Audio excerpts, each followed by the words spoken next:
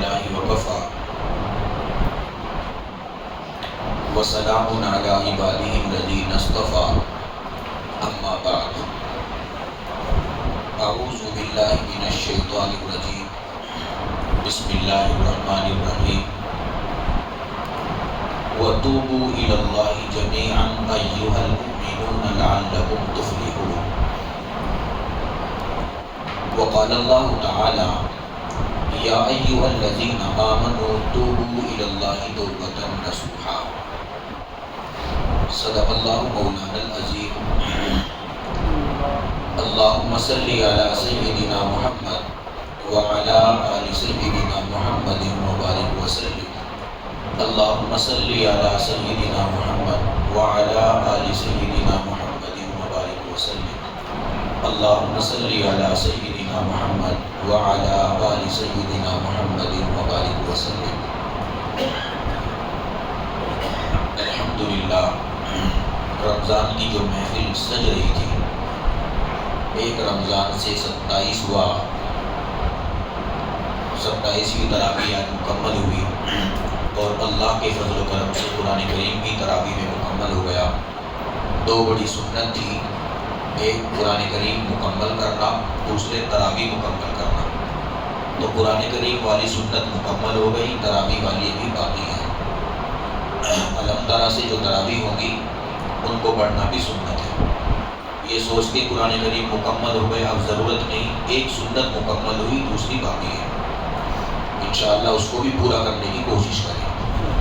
یہ محفل سجی ہے رمضان المبارک کی برکت سے، یہ مغفرت کی محفل ہے۔ اللہ تعالیٰ نے مہربانی فرما کر ہمیں موقع دیا ہے رمضان کے مبارک مہینے میں اللہ کے گھر میں جمع ہونے کا۔ اللہ تعالیٰ کو اس طرح سے جڑ کے بندوں کا بیٹھ جانا اور عبادت کرنا، اور عبادت کے بعد اللہ تعالیٰ سے مانگنا، یہ اللہ کو بہت پسند ہے۔ اسی لیے اللہ تعالیٰ نے ہمیں یہ موقع دیا۔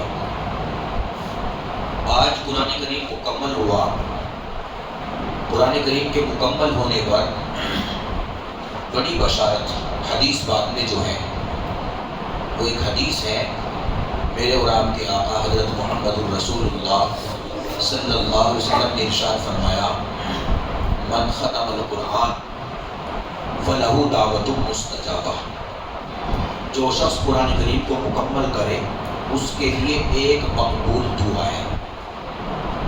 پڑھنے والے کے لیے بھی قرآن کریم مکمل کرے، پڑھ کے نہیں فرمایا، جو قرآن کریم مکمل کرے تو پڑھ کے بھی مکمل ہو سکتا ہے، سن کے بھی ہو سکتا ہے۔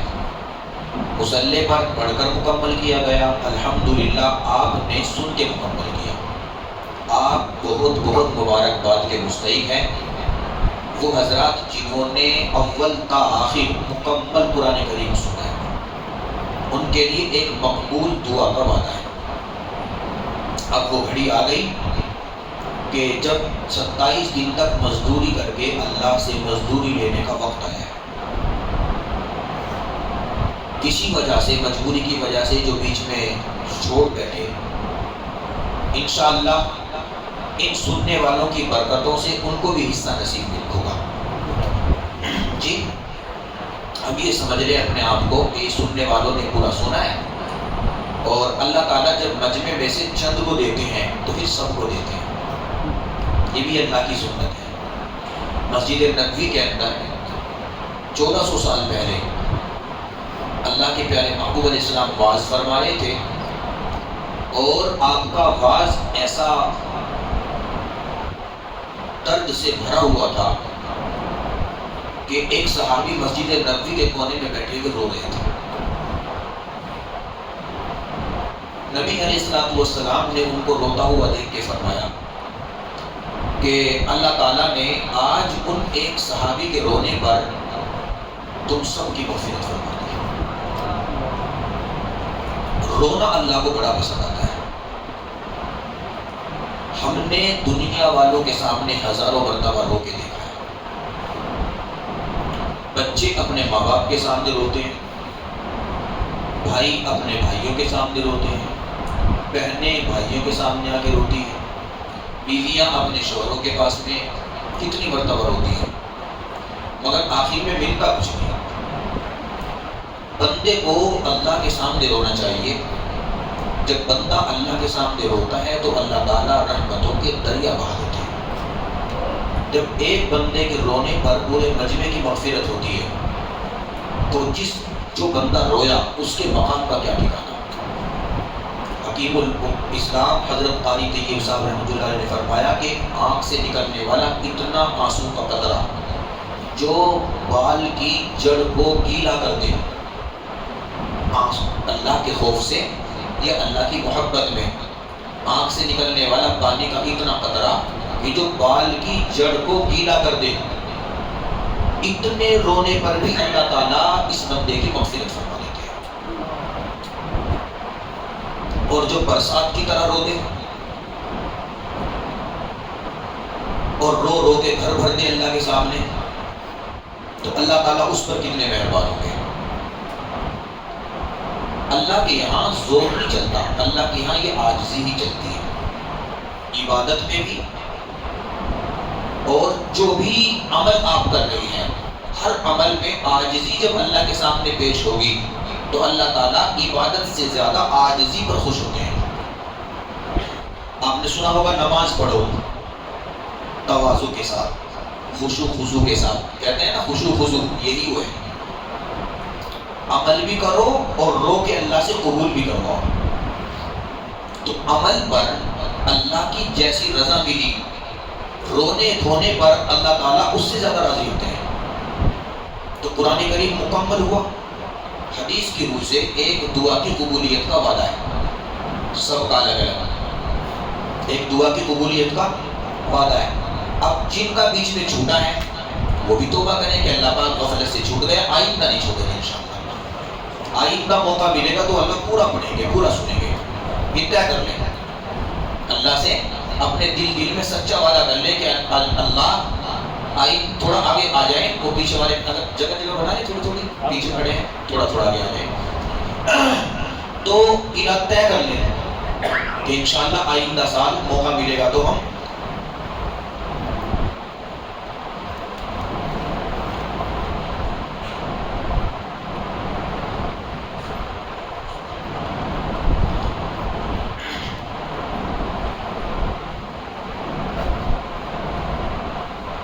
ایک تو رمضان المبارک کا مہینہ دعا کی قبولیت کے لیے، دوسرا رات کا وقت دعا کی قبولیت کے لیے، تیسرا اللہ کے گھر میں بیٹھے ہیں دعا کی قبولیت کے لیے، چوتھا گھنٹوں عبادت کر کے بیٹھے ہیں جی، یہ بھی دعا کی قبولیت کے لیے، پانچواں اللہ کا قرآن پورا کر کے بیٹھے ہیں، یہ بھی دعا کی قبولیت کے لیے، اور ان سب سے بڑی بات اور بھی ہے کہ آج تاخرات ہے، شب قدر ہے، اور شب قدر کی عبادت کا آپ کو پتہ ہے، ایک رات کی عبادت 1000 مہینوں کی عبادت سے بڑھ کر ہے۔ آج ذرا میں تفصیل میں گیا، اس میں 1000 رات کی عبادت کا مطلب کیا ہے، 1000 رات کی عبادت کا مطلب کیا ہے، 1000 مہینے، اس ایک رات کی عبادت 1000 مہینوں کی عبادت سے زیادہ ہے اللہ کے یہاں۔ کیا مطلب ہے، آپ نے آج کی رات میں 1000 درود شریف پڑھا، 1000 مہینوں میں دن کتنے ہوتے ہیں، 30,000، 1000 مہینوں میں دن کتنے ہوتے ہیں، 30,000، تو 30,000 دنوں تک لگاتار گویا آپ 1000 درود شریف پڑھتے رہے۔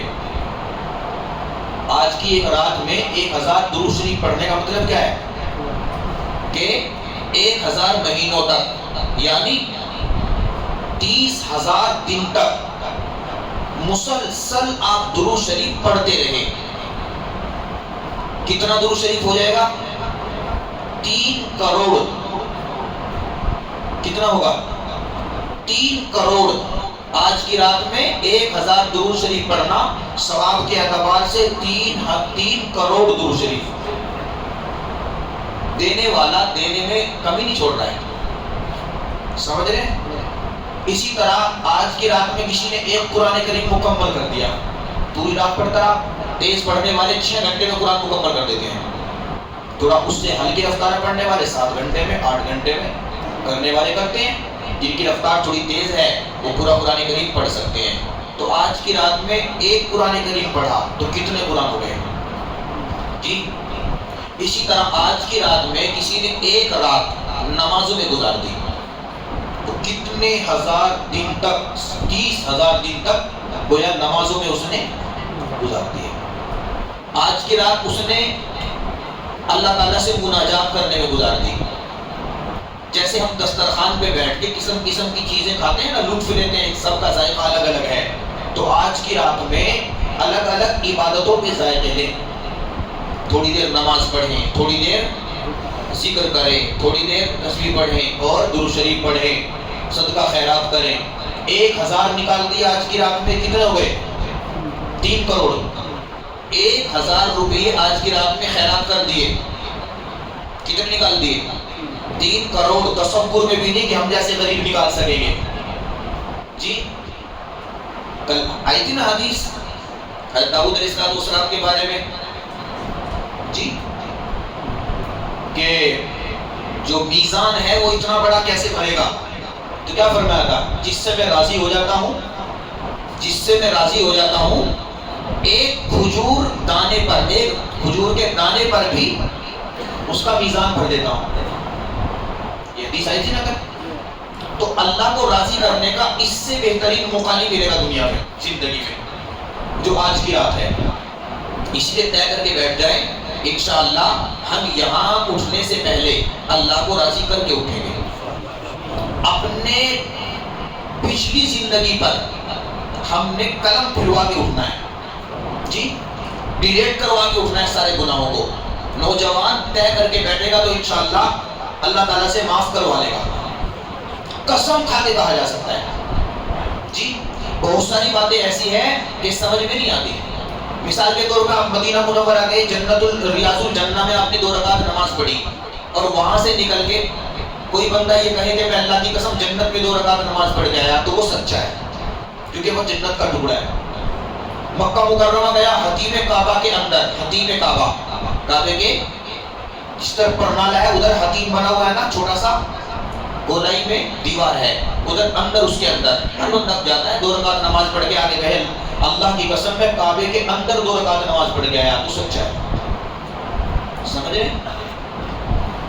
اسی طریقے سے یہ راتیں آئی اسی لیے ہیں کہ بندہ توبہ کرے، میں اس کی توبہ کو قبول کر دوں، یہ مغفرت مانگے، میں اس کی مغفرت کر دوں، یہ روزی کا سوال کرے، میں اس کے دامن کو روزی سے بھر دوں، اس کے گھر کو رزق سے بھر دوں۔ یہ راتیں ہیں اسی لیے۔ تو بندہ مانگ کے سوچے پتہ نہیں معافی ملی کہ نہیں ملی، یہ بدقسمت ہے، یہ محروم ہے، نہ اپنے نبی پر اس کو یقین، نہ اللہ پر یقین۔ اگر اللہ نے دینا نہ ہوتا، معاف کرنا نہ ہوتا، اگر اللہ تعالیٰ نے توبہ قبول نہ کرنا نہ ہوتا، تو اللہ یہاں اپنے گھر میں گھنٹوں کیوں بیٹھنے کا موقع دیتے؟ اور بھائی آپ اپنے گھر میں جس کو بٹھاؤ گے اسی کو چائے پلاؤ گے؟ جب چائے پانی کچھ پلانے کا موقع ہے تبھی تو بٹھاؤ گے گھر میں۔ آپ نے چائے پانی کچھ اس کو کرنا نہیں ہے، مہمان نوازی کرنی نہیں، تو آپ اسے دروازے سے کہو گے نا کہ بس جاؤ۔ جب دروازہ کھل گیا، اندر آ گئے، گھنٹوں سے بیٹھے ہیں، عبادت کر رہے ہیں، اس کا مطلب اللہ نے دروازہ تو کھول دیا، اللہ آ گئے، اب نہیں جائیں گے،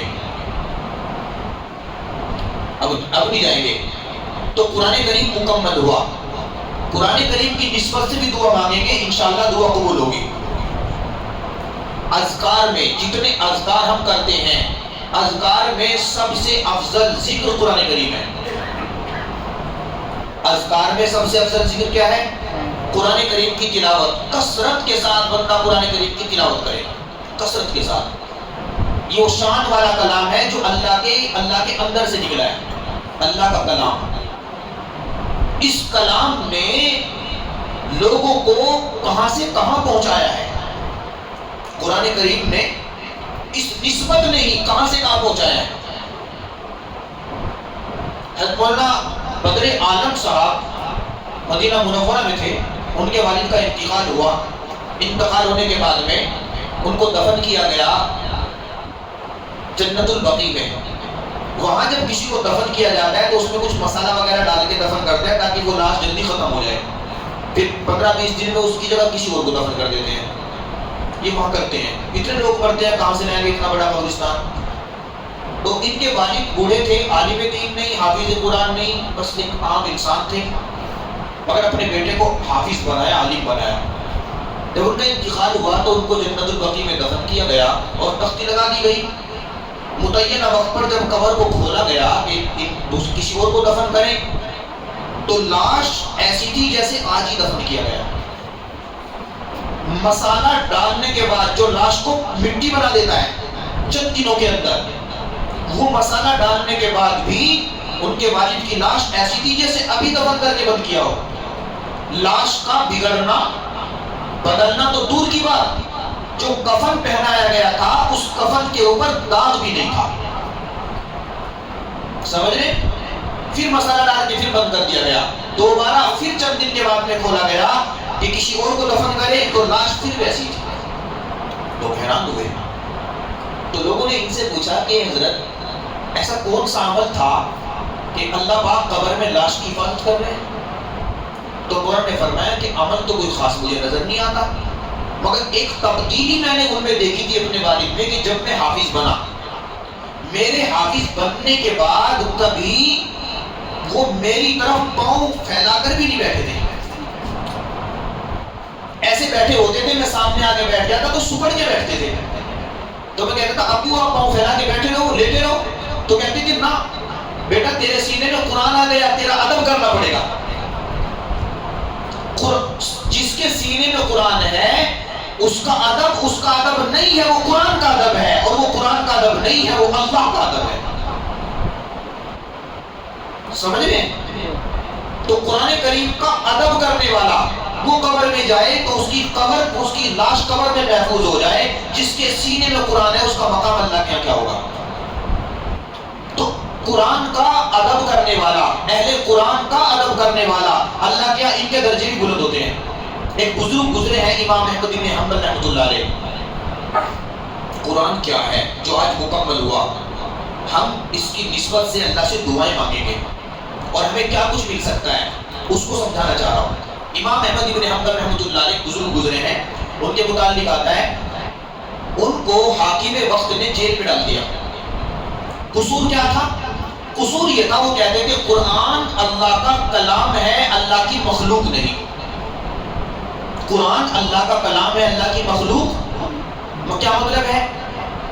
مخلوق فانی ہے. مخلوق کیا ہے؟ فانی. اللہ فانی نہیں, اور جو اللہ کا کلام ہے وہ بھی فانی نہیں ہے. اگر قرآن کو مخلوق مانو گے تو یہ بھی فنا ہو جائے گا. تو امام احمد بن حنبل کا عقیدہ یہ تھا کہ قرآن کیونکہ اللہ کی ذات سے نکلا ہے, اللہ کا کلام ہے, تو جیسے اللہ باقی ہے اللہ کا کلام بھی باقی ہے. حاکم وقت اور اس زمانے کے اور دوسرے علماء کہتے کہ نہیں قرآن بھی مخلوق ہے. اس بات پر امام احمد بن حنبل کو اٹھا کے قید خانے میں ڈال دیا گیا. اب یہ کیوں کہتے ہیں قرآن اللہ مخلوق نہیں ہے؟ قرآن کو مخلوق مانو, جو کچھ بھی ہے وہ مخلوق ہے. جو موجود ہے وہ مخلوق ہے. سمجھ رہے؟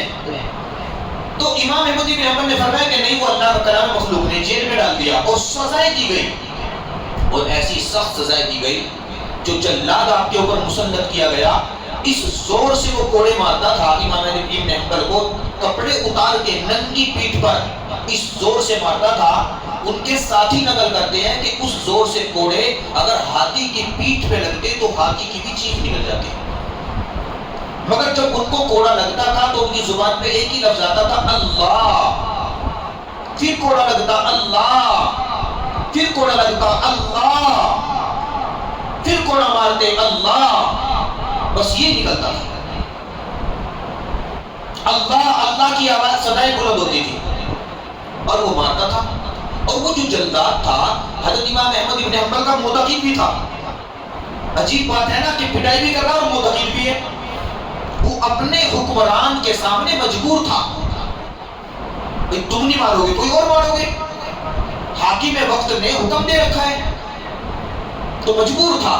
مگر دن میں مارتا تھا اور رات میں جا کے ہاتھ جوڑ کے کہتا تھا اللہ والے، اللہ کے ولی، اللہ کے واسطے معاف کر دینا، اللہ کے واسطے۔ تو امام احمد بن حنبل کیا فرماتے تھے کہ تم معافی مانگنے میں دیر کرتے ہو، دن میں مارتے ہو، رات میں معافی مانگتے ہو، اللہ گواہ ہے جس وقت تم مارتے ہو پہلا کوڑا مارتے ہو اور دوسرا مارنے کے لیے اٹھاتے نہیں، اس سے پہلے میں پہلا معاف کر دیتا ہوں، اس سے پہلے پہلا معاف کرتا ہوں۔ حضرت اتنی جلدی بغیر معافی کے؟ فرمایا ہاں ایک بات ہے جو سوچ کے میں معاف کرتا ہوں۔ فرمایا جی حضرت وہ کیا ہے؟ فرمایا کہ اگر میں تمہیں معاف نہ کروں تو قیامت کے دن اللہ بدلہ دیں گے، سزا دیں گے، تم جہنم میں جاؤ گے۔ میرے محبوب کا ایک امتی میری وجہ سے جہنم میں جائے یہ مجھے پسند ہے، میرے محبوب کا ایک امتی میری وجہ سے جہنم میں جائے یہ مجھے پسند۔ اپنے معاملے کو یہی رفع دفع کرتا ہوں، تم تو مجبور ہو مگر معاف کرنے کے لیے، معاف نہ کرنے کے لیے میں مجبور نہیں، میں معاف کرتا ہوں۔ یہ ظرف تھا، مارے کھائی، زخمی ہوئے، تقریباً 40 راتیں اور 40 دن قید خانے میں گزرے ہیں، اور امام احمد بن حنبل کا جنازہ جیل سے نکلا ہے۔ امام احمد بن حنبل کا جنازہ کہاں سے نکلا ہے؟ جیل سے۔ کسی نے قید خانے میں کہا کہ آپ کو تو بڑی تکلیف ہو رہی ہوگی، یہ ایام بڑے مشقت کے ساتھ گزر رہے ہوں گے۔ فرمایا کہ نہیں، جیل کے باہر کے جو ایام تھے ان سے زیادہ اچھے، سکون بھرے، تسلی والے ایام جیل کے ہیں۔ فرمایا اتنی سزائیں آپ کو دی جاتی ہیں اور آپ کہتے ہو کہ سکون ہے، آرام ہے یہاں؟ فرمایا کہ ہاں، تمہیں میں کیا بتاؤں، 40 راتیں ہو گئی، 40 راتیں ہو گئی، اور بعض کتابوں میں لکھا ہے کہ نہیں تقریباً 100 راتیں رہے وہاں، 100 سے زیادہ۔ اور یہ فرمایا امام احمد بن حنبل رحمۃ اللہ علیہ نے کہ قید خانے میں جب سے میں آیا ہوں اور اللہ کے قرآن کے لیے میں پٹ رہا ہوں، اللہ گواہ ہے، امام احمد بن حنبل رحمۃ اللہ، اللہ گواہ ہے، جب سے قید خانے میں اللہ کے کلام کے لیے مار کھا رہا ہوں، دن میں مار کھاتا ہوں، رات میں جب قید خانے میں جا کے لیٹتا ہوں آنکھ لگتی ہے اللہ کا دیدار ہوتا ہے، آنکھ لگتی ہے اللہ کا دیدار ہوتا ہے، دن میں پٹ رہا ہوں، رات میں اللہ کا دیدار ہوتا ہے، اللہ تسلی دیتے ہیں۔ اور میں آپ کو کیا بتاؤں، امام احمد بن حنبل رحمۃ اللہ علیہ فرمایا خدا کی قسم قید خانے میں 100 مرتبہ مجھے اللہ کا دیدار ہو چکا ہے، 100 مرتبہ مجھے اللہ کا، کس کی برکت سے بھائی؟ قرآن کی برکت سے۔ قرآن کو سینے سے لگا لیا، چمڑی اتر جائے، جان نکل جائے، زخم لگ جائے، تکلیفیں اٹھا لوں، ذلت برداشت کر لوں، مگر سمجھوتا نہیں۔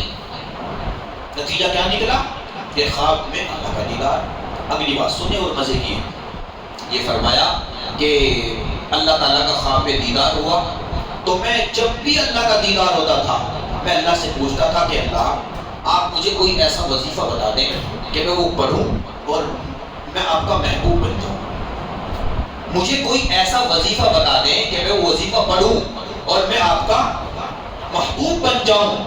تو 100 مرتبہ میں نے غالباً اللہ سے پوچھا، ہر مرتبہ اللہ پاک نے یہ فرمایا کہ امام احمد بن حنبل میرا قرآن پڑھتا جا اور میرا محبوب بنتا جا، جتنا زیادہ قرآن پڑھے گا اتنا زیادہ محبوبیت میں آئے گا۔ قرآن سے زیادہ محبوبیت کے لیے کوئی وظیفہ نہیں ہے، اس لیے کثرت کے ساتھ میں قرآن پڑھیں، کثرت کے ساتھ میں قرآن پڑھیں، جو صورتیں زبانی یاد ہیں چلتے پھرتے پڑھا کریں، جیسے قل هو اللہ احد ہے، 3 مرتبہ پڑھنے پر ایک قرآن کریم مکمل پڑھنے کا ثواب ملتا ہے۔ آیت الکرسی ہے، معوذتین ہے، قل اعوذ برب الفلق، قل اعوذ برب الناس، کم سے بھی کم شام کے وقت میں 1 مرتبہ اپنی نمازوں میں ان دونوں صورتوں کو لازمی طور پر پڑھا کریں۔ جادو ٹونے عملیات والے یہ کالے عمل ہوتے ہیں نا، ان سب سے بچانے کے لیے اس سے بہترین نسخہ کائنات میں نہیں ہے۔ قل اعوذ برب الفلق، قل اعوذ برب الناس، خود بھی پڑھا کریں، اہل خانہ کو بھی پڑھوائیں۔ اگر 24 گھنٹے میں 1 مرتبہ آپ آپ نے آپ کے اہل خانہ نے معوذتین قل اعوذ برب الفلق قل اعوذ برب الناس یہ پڑھ لی نماز میں، نماز کے بعد 24 گھنٹے کے لیے آپ ہر طرح کے جادو اور عملیات والوں سے محفوظ ہو جائیں گے انشاءاللہ۔ کسی کا عمل آپ کے خلاف کوئی اثر نہیں کرے گا۔ جب جادو ٹونے سے بچ جائیں گے تو اپنا ایمان بچے گا۔ ایمان کے لیے اس دور میں سب سے خطرہ اسی سے ہی ہے، عملیات والوں سے، دکان چلانے والوں سے، جھوٹے خدائی کا دعویٰ کرنے والوں سے کہ میں اولاد دیتا ہوں، میں بیماریاں دور کرتا ہوں، میں پریشانیاں دور کرتا ہوں، میں کاروبار کھولتا ہوں۔ یہ جھوٹے خدا ہیں۔ یہ کیا ہے؟ یہ جھوٹے خدا ہیں، اور ان کے پاس جانے والے خدا کے ساتھ میں جھوٹے خداؤں کو ماننے والے ہیں۔ بخاری شریف کی روایت ہے، اللہ کے پیارے محبوب اسلام نے فرمایا اکبر الکبائر، بتاؤ اکبر الکبائر، بڑے بڑے گناہوں میں سب سے بڑے گناہ، بڑے بڑے گناہوں میں سب سے بڑے گناہ۔ صحابی نے کہا جی اللہ کے نبی بتا دیجئے، فرمایا الاشراک باللہ، اللہ کے ساتھ کسی کو شریک کرنا۔ ہم سوچتے ہیں کہ جی ہم تو شریک نہیں کر رہے، جب ضرورت مانگنے کسی اور کے پاس پہنچ گئے، جب اولاد کے لیے کسی اور کے دروازے پر پہنچ گئے، جب اپنے بند کاروبار کو کھلوانے کے لیے مخلوق کے دروازے پر پہنچ گئے، جب نفع اور نقصان کا مالک کسی اور کو سمجھ لیا، تو آپ نے کسی اور کو خدا نہیں مانا تو کیا مانا؟ اولاد دینے والا وہ تھا، نفع کا مالک وہ تھا، نقصان کا مالک وہ تھا، دینے والا وہ تھا، روکنے والا وہ تھا، عزتوں کا مالک وہ، ذلت کا مالک وہ، بیماری دینے والا وہ، صحت دینے والا وہ، سب کچھ تو وہ کرتا ہے۔ آپ کسی اور کے پاس کیسے پہنچے؟ جب آپ کسی کے پاس پہنچے اس کا مطلب آپ نے کہیں نہ کہیں اسے دوسرا خدا مان لیا۔ دوسرا خدا اس کو بڑا مشکل ہے اس پر کھڑا اترنا۔ رضیت باللہ ربا، میں اپنے رب کو، میں اپنے اللہ کو رب مان کر راضی ہو گیا۔ زبان سے کہنا جتنا آسان ہے نا، اس پر کھڑا اترنا بڑا مشکل ہے۔ میں نے اللہ کو اپنا رب مان لیا، مجھے پالنے والا، میری ضرورتیں پوری کرنے والا، میرے ہر مسئلے کو حل کرنے والا میرا رب وہی ہے اللہ۔ آخر یہ مشکل تھا، تبھی اللہ پاک نے اس کی تسبیح پڑھوائی بار بار، سبحان ربی العظیم، سبحان ربی الاعلی، جھک کے سجدے میں پڑھ کے، قیام کی حالت میں بیٹھ کے، ربی ربی ربنا ربنا بار بار کیوں پڑھوا رہے ہیں؟ کیونکہ اسے دل میں جما لینا، اس پر کھڑا اتر جانا سب سے مشکل ہے۔ اور قبر میں بھی جانے کے بعد سب سے پہلا سوال یہی ہے، من ربک، بتاؤ تمہارا رب کون تھا؟ تم نے پالنے والا دنیا میں کسے سمجھا؟ کون پال رہا تھا؟ کون پال رہا تھا؟ ماں کے پیٹ میں بچہ بن رہا تھا، ماں سوچتی ہے کہ میں بنا رہی ہوں، کیا ماں بنا رہی ہے اس کو؟ ماں کے پیٹ میں بچہ بن رہا ہے، اور بنانے والا کون ہے؟ اللہ ہے۔ یہ دال کھا رہی ہے، یہ ترکاری اور سبزی کھا رہی ہے، اور اللہ تعالیٰ اندر خوبصورت آنکھیں بنا رہے ہیں، کان بنا رہے ہیں، پیٹ بنا رہی ہیں، ہاتھ اور انگلیاں بنا رہی ہیں۔ کوئی دال کی انگلیاں بنا کے تو دکھائے، کوئی ہری سبزی کی آنکھ بنا کے تو دکھائے، پھر ربوبیت کا دعویٰ کرے۔ اَأَنْتُمْ تَخْلُقُونَهُ أَمْ نَحْنُ الْخَالِقُونَ، بتاؤ جب تم ماں کے پیٹ میں بن رہے تھے، بنانے والے تم تھے یا کوئی تمہارے ماں باپ تھے یا ہم تھے؟ تو بنانے والے تو اللہ تھے۔ جب ماں کے پیٹ میں بنایا اللہ نے، پھر دنیا میں لانے کے بعد میں ماں کی چھاتی میں دودھ پیدا اللہ نے کیا، اللہ ہی تو کر رہے تھے۔ دودھ، ماں کا کوئی اس میں عمل دخل نہیں ہے، ماں کے چاہنے سے ماں کی چھاتی میں دودھ نہیں بنتا، اللہ کی مرضی سے بنتا ہے۔ جب ضرورت تھی اس بچے کی، اس بچے کو ماں کے دودھ کی، بس ضرورت کے وقت اللہ نے دودھ بنایا۔ جب ماں کے پیٹ میں اللہ نے انتظام کیا، پیدا ہونے کے بعد ماں کی چھاتی میں اللہ نے بچے کا انتظام کیا، تو جب یہ بچہ بڑا ہو گیا، جب غلاظت میں ماں کے پیٹ میں خون اور گندگی کے بیچ میں تھا، اللہ پاک نے وہاں اس کی حفاظت کی، وہاں اس کی ضرورت کو پورا کیا۔ اب یہ بندہ وہاں سے آیا اور دنیا میں آیا صاف ستھرے کپڑے پہن کر، پاک صاف، اللہ کے گھر میں آ کے 5 وقت نماز بھی پڑھتا ہے، اللہ کا نام بھی لیتا ہے، تو کیا اللہ تعالیٰ اب اس کی ضرورت کو پورا نہیں کریں گے؟ اللہ اس کی ضرورت کو پورا نہیں کریں گے؟ فرعون کتنا بڑا خدا کا دشمن تھا، اللہ نے کھلایا کہ نہیں کھلایا؟ ضرورتیں پوری کی کہ نہیں کی؟ قارون اللہ کا دشمن تھا کہ نہیں جی؟ قوم عاد، قوم سمود، نبی کے دشمن ابو جہل، ابو لہب، اتبا، شیبہ، یہ سب اللہ کے باغی، اللہ کے دشمن، پیغمبروں کے دشمن تھے، مگر اللہ نے کھلایا کہ نہیں؟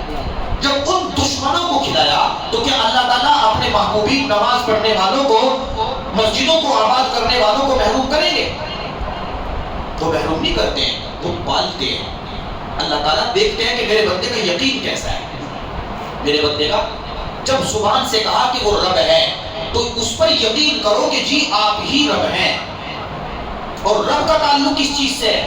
ہر چیز کی، ہر ضرورت کو پورا کرنے والا، کپڑے سے لے کر مکان تک، کھانے پینے سے لے کر رہن سہن تک، ہر ضرورت کو پورا کرنے والا اللہ ہے۔ تو فرمایا بڑے گناہوں میں سے بڑا گناہ کیا ہے؟ کہ اللہ کے ساتھ کسی کو شریک نہیں کرنا، اللہ کے ساتھ کسی کو شریک نہیں کرنا۔ صرف زبان سے نہیں ہوتا، عمل سے بھی ہوتا ہے۔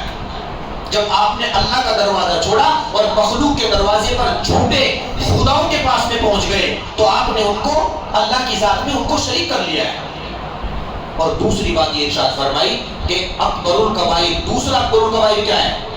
دوسرا اکبر الکبائر، بڑے بڑے گناہوں میں دوسرے نمبر پر جو سب سے بڑا گناہ ہے دنیا کے اندر وہ ہے حقوق الوالدین، حقوق الوالدین کی نافرمانی۔ بوڑھے ماں باپ ہیں، بوڑھے ماں باپ ہیں، نوجوان بچہ ہے اور والدین کی نافرمانی کرتا ہے، سنتا نہیں، کتراتا ہے، انسنی کرتا ہے، توجہ نہیں دیتا، یہ نافرمان ہے۔ شرک کے بعد دنیا میں سب سے بڑا گناہ کر رہا ہے۔ یاد رکھیں والدین کا نافرمان کتنی بھی عبادت لے کے آئے، خلوص سے بھری ہوئی، اللہ کے یہاں قبول نہیں۔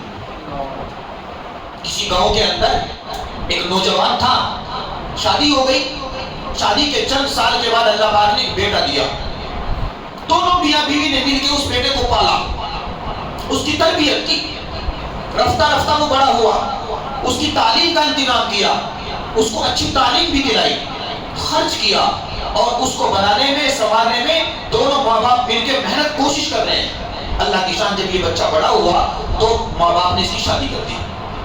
اب بچے نے تعلیم بھی حاصل کی تھی، تعلیم بھی حاصل کی تھی، یہ شہر میں ملازمت کرتا تھا اور پھر گاؤں میں آتا، اپنی بیوی کی ضرورت بھی پورا کرتا، اپنے ماں باپ کی ضرورت بھی پورا کرتا۔ حسن اتفاق کہ جاب کے لیے اسے سعودی عرب جانا پڑا۔ جب یہ وہاں پہنچا تو وہاں یہ نوکری کر رہا ہے اور ایک موٹی رقم اس کو ملتی ہے ماہانہ، اور تقریباً 13 سال یہ سعودی عرب مکہ مکرمہ میں رہا اور ملازمت کرتا رہا، ہر مہینے عمرہ کرتا تھا اور 13 سال ہر سال یہ حج کرتا تھا۔ مگر عجیب بات، جب یہ حج کے ارکان کرتا، اس نے طواف کیا، سعی کی، عرفات کے میدان میں پہنچا، وہاں کے اعمال مکمل کیے، اور جب یہ مزدلفہ آ کر کے اعمال کر کے مینا آتا، جب یہ مینا میں آتا تو خواب میں اسے کسی اللہ والے کی زیارت ہوتی، کوئی خوبصورت اللہ والے، باشرہ، سفید اور نورانی چہرہ، اور وہ خواب میں اسے کہتے کہ تم نے طواف بھی کیا، سعی بھی کی، عرفات میں حاضری بھی دی، مزدلفہ میں بھی آئے، قربانی بھی دیتے ہو، مگر اللہ تعالیٰ کو ان اعمال میں سے تمہارا کوئی عمل قبول نہیں۔ اللہ تعالیٰ کو ان عملوں میں سے تمہارا کوئی عمل قبول نہیں۔ یہ پھر اگلے سال کرتا، جیسے اس کا حج مکمل ہوتا، وہی اللہ والے پھر خواب میں آتے کہتے اللہ کو تمہارا حج قبول نہیں۔ پھر تیسری مرتبہ، چوتھی مرتبہ، 13 سال مسلسل یہ حج کرتا رہا اور خواب میں اسے کوئی آگے کہتا کہ اللہ کے یہاں تمہارا عمل حج قبول نہیں۔ تو جب 13 سال مکمل ہو گئے، یہ مطاف میں کونے میں بیٹھا رو رہا ہے، ہچکیوں سے رو رہا ہے۔ کوئی اللہ کا نیک بندہ قریب بیٹھا دعائیں مانگ رہا تھا، اس نے دیکھا کہ یہ بچہ نوجوان ہے، خوبصورت ہے، اور یہ بہت بلک بلک کے رو رہا ہے، کوئی مسئلہ ہے اس کا؟ تو اللہ والے قریب آئے، آ کے پوچھا کہ بیٹا کوئی مسئلہ ہے آپ کا؟ آپ اتنے رو رہے ہو، اتنے پریشان لگ رہے ہو؟ کہا کہ جی میں اپنی پریشانی کیا بتاؤں، پچھلے 13 سال سے یہاں رہتا ہوں، 13 سال میں 13 حج کر چکا، اور 13 سال میں جتنے مہینے آئے ہر مہینے کے بقدر میں عمرے کر چکا ہوں۔ مگر جب بھی حج کرتا ہوں، عمرہ کرتا ہوں، خواب میں مجھے کوئی آگے کہتا ہے تمہارا حج تمہارا عمرہ اللہ کے یہاں قبول نہیں۔ تو اللہ بھائی نے کہا کہ لگتا ہے تم نے کسی کا دل دکھایا ہے، تم نے کسی کا دل دکھایا ہے۔ تمہارے پیچھے کوئی ہے کہ جی میں تو باہر فلاں ملک کا رہنے والا ہوں، میرے پیچھے میری بیوی ہے، میرے والدین ہیں۔ اب اسے ہوش آیا، اس کے ذہن میں بات آئی کہ پیچھے جو اس کے بوڑھے ماں باپ ہیں 13 سال سے تو اس نے ان کی شکل بھی نہیں دیکھی۔ ہوا کیا، جب یہ سعودی عرب گیا تو کچھ دن تو یہ آتا تھا اور شہر میں اپنی بیوی کو اس نے رکھا ہوا تھا، یا بیوی کے سے آگے ملتا، ضرورتیں پوری کرتا، پھر گاؤں میں اپنے والدین کے پاس میں جاتا۔ کچھ دن کے بعد میں بیوی نے ذرا باتیں بتلانے شروع کی کہ وہاں تمہارے جو والدین ہیں وہ مجھے پریشان کرتے ہیں اور ان کے تو اخراجات ہی بڑھتے جا رہے ہیں۔ اس طرح سے بیٹے کو ماں باپ سے بدگمان کر دیا۔ اب یہ بیٹا وہاں سے سال میں 2 سال میں آتا تھا اور شہر میں اپنی بیوی کے پاس میں وقت گزارتا، اپنے بچوں کے پاس میں وقت گزارتا۔ 13 سال سے اس نے گاؤں میں جا کے بھی نہیں دیکھا میرے بوڑھے ماں باپ کس حال میں۔ ادھر کیا ہوا تھا، ادھر یہ ہوا گاؤں کے اندر کہ 13 سال کے لمبے عرصے میں باپ وہ تو بیماریوں کی لپیٹ میں آ کے اللہ کو پیارا ہو چکا تھا۔ انتظار کرتے کرتے وہ تو اللہ کو پیارا ہو گیا تھا۔ بوڑھی ماں تھی اور بوڑھی ماں کی بھی حالت یہ تھی کہ ان کے جسم پر فالج پڑا ہوا تھا اور وہ کچے سے مکان کے کچے سے کمرے میں ایک چارپائی پہ پڑی رہتی تھی۔ سگا اپنا کوئی تھا نہیں، محلے میں کسی کو ترس آتا، کسی عورت کو کسی مرد کو، وہ کچھ کھانا لا کے دے دیتے، کھلا دیتے، کھا لیتی اور بس اسی سہارے وہ جی رہی تھی۔ اب یہ 13 سال کے بعد میں یہ نوجوان وہاں ہے تو اللہ والے نے کہا کہ تم نے 13 حج کیے اور عمرے کر لیے، اللہ کے یہاں قبول نہیں ہو رہی ہے، مزید اور 13 کرو، پھر مزید 13 کرو۔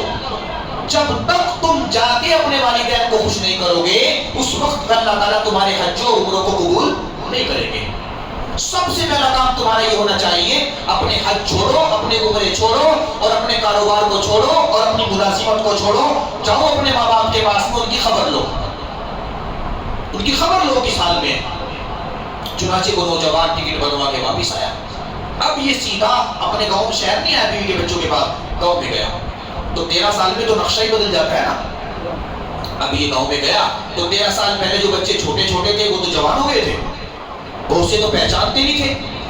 اب اس نے گاؤں میں گھس کر کسی سے پوچھا کہ ذرا سنو، اپنے والدین کا نام لے کے پوچھا ذرا ان کے بارے میں بتلاؤ وہ کس حال میں۔